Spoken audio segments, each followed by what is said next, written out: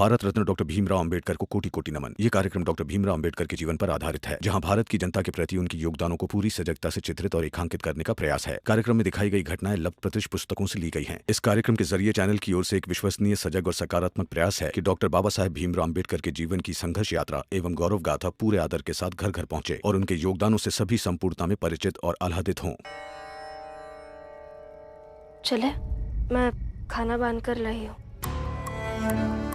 रमा भाभी, भीम भाऊ, आप दोनों ये खाना लेकर कहाँ जा रहे हो?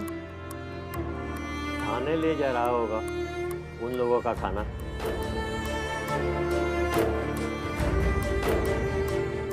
भीम, तुम अद्भुत हो। उन लोगों के लिए खाना ले जा रहे हो? अद्भुत नहीं शिशुपाल जी, यही होना चाहिए। जब कानून का साथ निभाना था तो मैंने निभाया। अब जब इंसानियत का साथ निभाने की बारी है तो वो निभाऊंगा।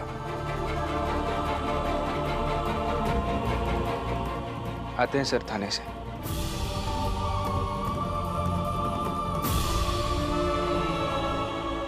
रुको अभी।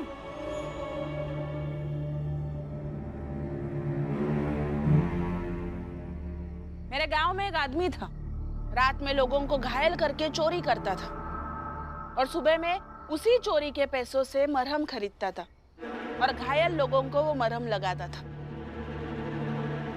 तुम भी वैसे ही हो। पहले सबको थाने भेज दिया और अब ये खाना लेकर जा रहे हो। तब भी मान बन रहे थे, अब भी मान बन रहे हो। आपको चाहे जो लगे, मुझे उससे कोई फर्क नहीं पड़ता। वही तो।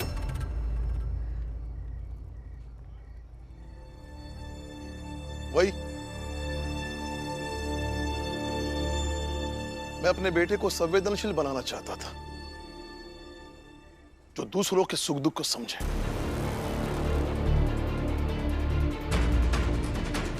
लेकिन मेरा बेटा ऐसा कुछ हो गया कि उसे कोई फर्क नहीं पड़ता।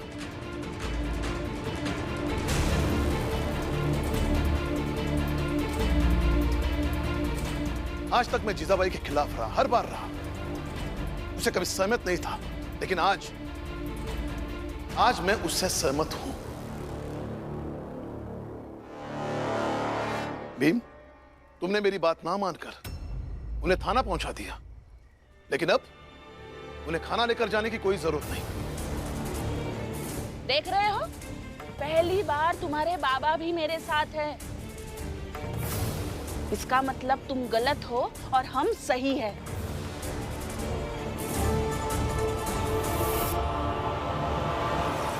चलो। रुक जाओ भीम। बाबा, मैं अपने जीवन में अपने सिद्धांतों पर चलता हूं। उसके दो ही कारण हैं, एक आप और एक मेरी आई भीमा बाई।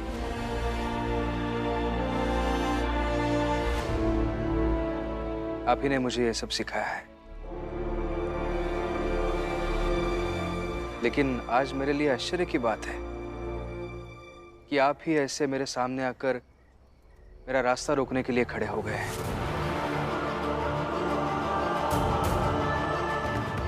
आज अगर मैं यहां से नहीं जाऊंगा ना बाबा, तो अभी शायद आपको बहुत अच्छा लगेगा, लेकिन बाद में आप ही को बुरा भी लगेगा।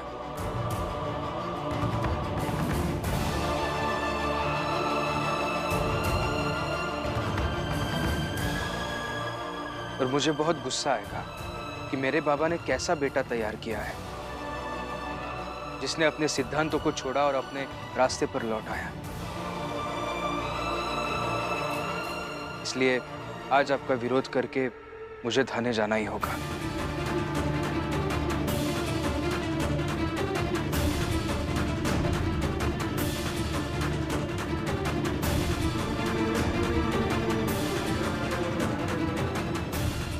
क्षमा कीजिए।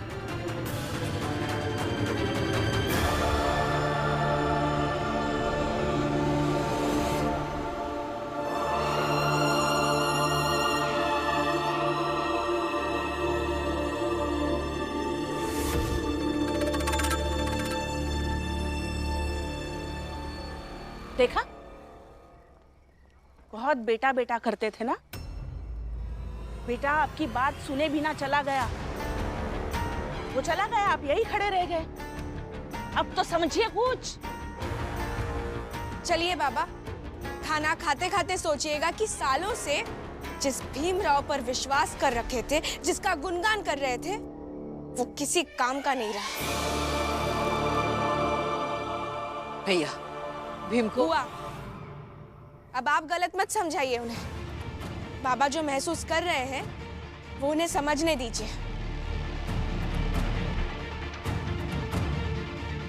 राम जी भाऊ, भीम तो आपका बेटा है ना, तो बाप की नजर से जो अलग से समझाओ के बीच में मत बोल।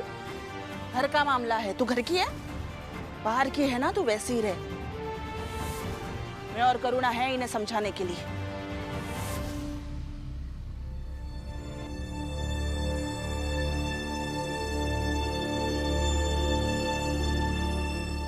जीजाबाई, आज मेरा बेटा अपने बाबा से भी आगे निकल गया। जब वो मेरे सामने से चला गया, तभी मैं समझ पाया कि वो अब किसी के रोकने से नहीं रुकने वाला, अपने बाबा के रोकने से भी नहीं।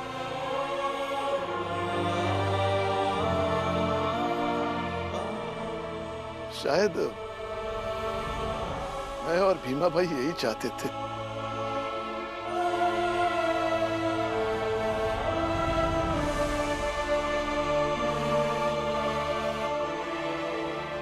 और करुणा, खाते खाते सोचने की जरूरत नहीं, बल्कि खाते खाते गर्व करने की बात है कि मेरे बेटे ने अपने सिद्धांत और अपने बाबा के बीच अपने सिद्धांत को चुना।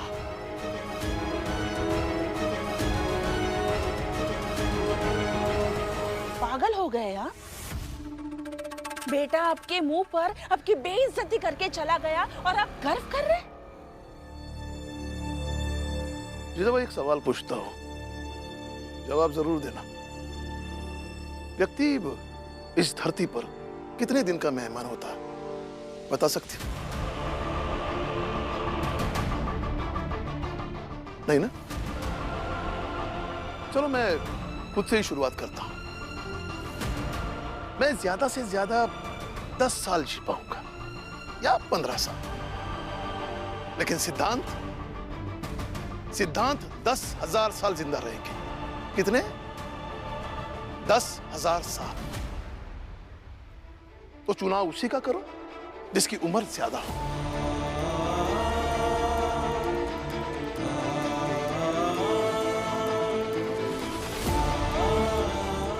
मेरा हमारा भीम रिश्ते से ऊपर उठकर सिद्धांतों की उंगलियां पकड़कर चलने लगा है। हाँ, तो थोड़ी खुशी भी होगी और तकलीफ भी होगी।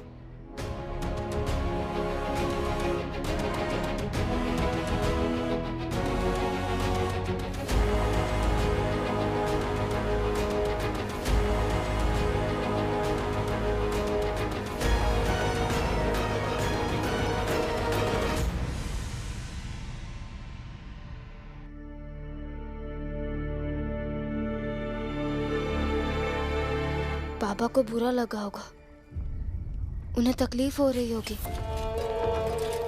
हाँ, बुरा तो लगा होगा, मगर वो दूसरा पक्ष भी समझ लेंगे। पता है रमा, इस दुनिया में दूसरों से बात करना कब आसान होता है? कब? जब दोनों पक्ष एक जैसे समझदार हो। और मुझे पूरा विश्वास है कि बाबा मेरी बात समझेंगे।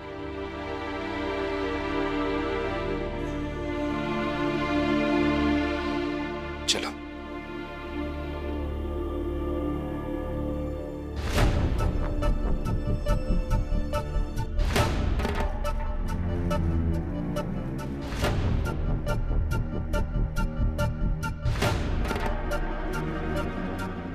साहब,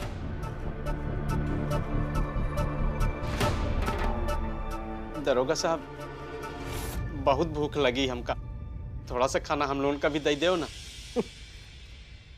बोल तो ऐसे रहे हो जैसे अपनी चाल में रोज दोनों वक्त का खाना खाते हो। रहो भूखे। दरोगा साहब, ऐसा नहीं कह सकते हैं आप। ये चाल में 2 वक्त का खाना खाते हैं या नहीं, उससे आपको कोई मतलब नहीं है। लेकिन ये आपके यहाँ बंद है तो इन्हें यहाँ रोज 2 वक्त का खाना मिलना चाहिए।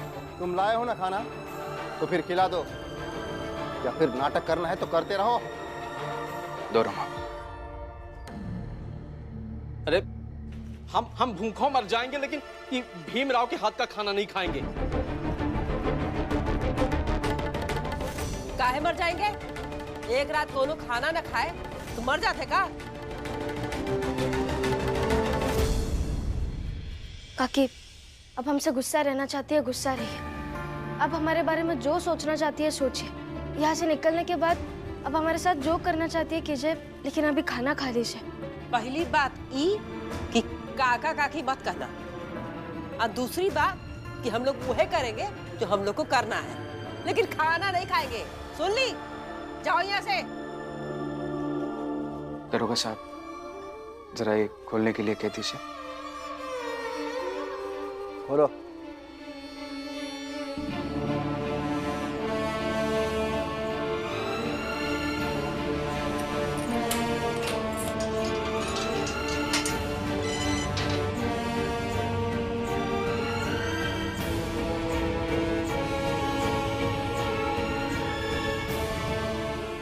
खा लीजिए।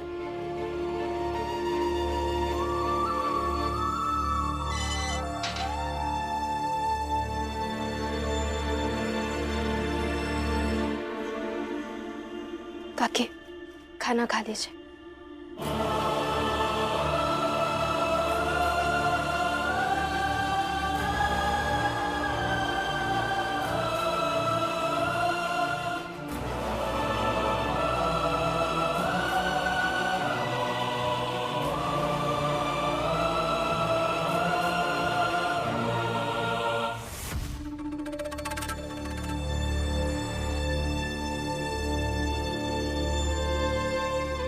जोखू काका,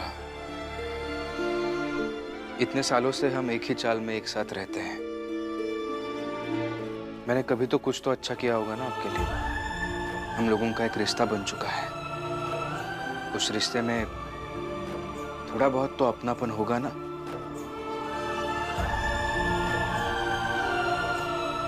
उस सब के लिए मेरे हाथ से निवाला खा लीजिए। आपकी नजर में गलत है तो है, हम उसे सही करने नहीं आए। हम बस इसीलिए आए हैं ताकि आप सब भूखे ना रहे और ये भी खाना खा सके।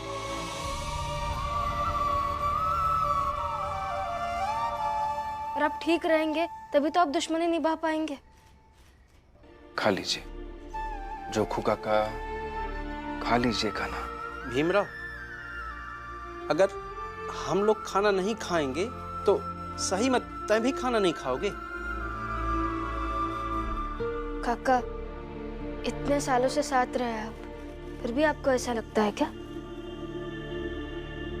खा लीजिए खाना। भीम, ऐसा करो कि तुम ना घर जाओ, हाँ, और भूखे रहो और मर जाओ।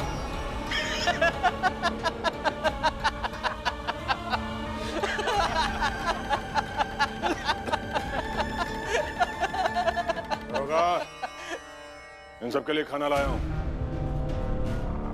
अरे जोखो, मालिक। जनार्दन, मनोहर, लो खाना खाओ।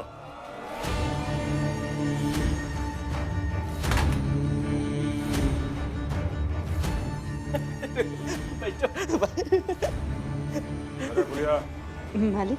तू भी खा ले। मालिक, मालिक आप बहुत अच्छे हैं। खाओ, कितना ख्याल रखते हैं हम लोगन का।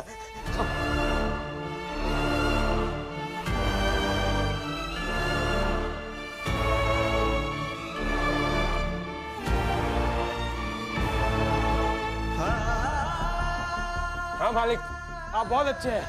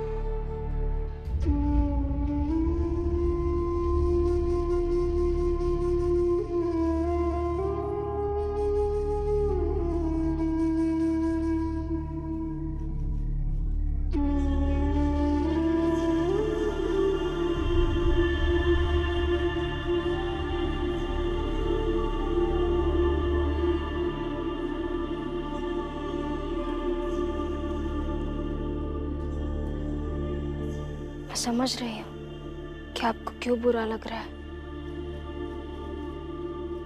मैं भी समझ रहा हूँ रमा भाई कि तुम्हारे पति भीमराव को क्या और क्यों बुरा लगा।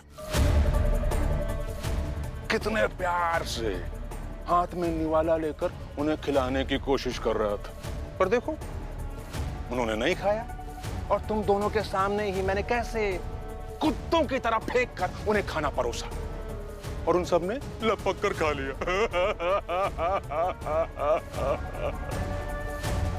तो ऐसे में बुरा तो लगना चाहिए ना भीमराव। तुम्हारी बिरादरी के लोगों की समझ ही इतनी है, गंवार हैं सब के सब गंवार। देखो ना, प्यार की भाषा भी समझ नहीं आती उन्हें। खैर, आज बड़ी चैन की नींद सोऊंगा मैं, क्योंकि ये चारों कल सुबह अदालत से छूटकर चौल पहुंच जाएंगे और वहां पहुंचकर तुम्हारे सबसे बड़े दुश्मन बन जाएंगे।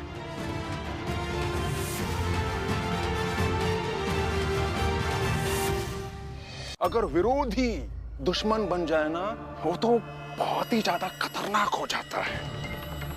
तो तैयार रहना अपने दुश्मन का सामना करने के लिए।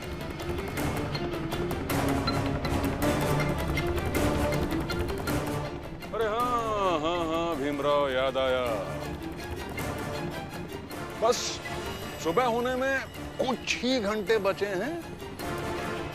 कल शाम तक अखबार बेच कर दिखाना, नहीं तो अखबार छापने का ये धंधा बंद कर देना।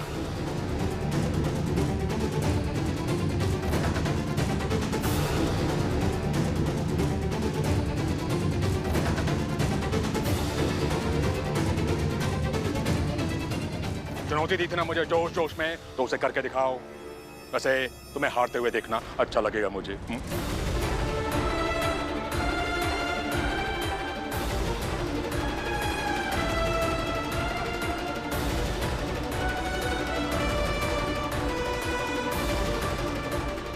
चलो रे।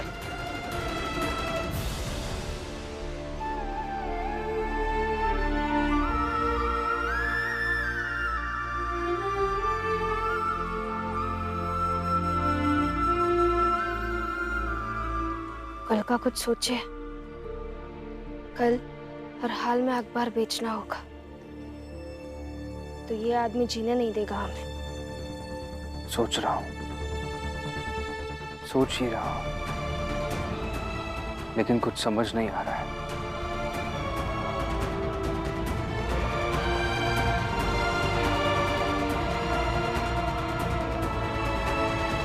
अब तो मुझे बहुत गुस्सा आ रहा है। क्या जरूरत थी भीमराव को मेघनाथ को चुनौती देने की कि वो कल से अखबार बेच कर दिखाएगा। भीम भैया भी तब से सोच ही रहे हैं।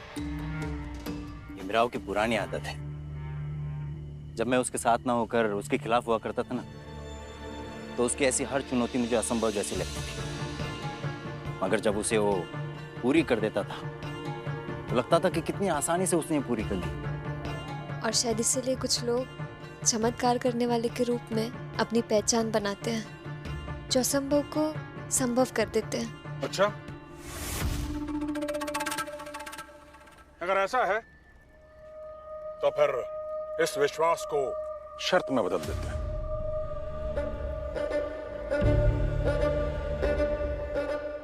अरे मेरे कहने का मतलब है, अगर तुम सबको अपने नायक भीमराव अंबेडकर पर इतना विश्वास है तो शर्त लगा लो ना।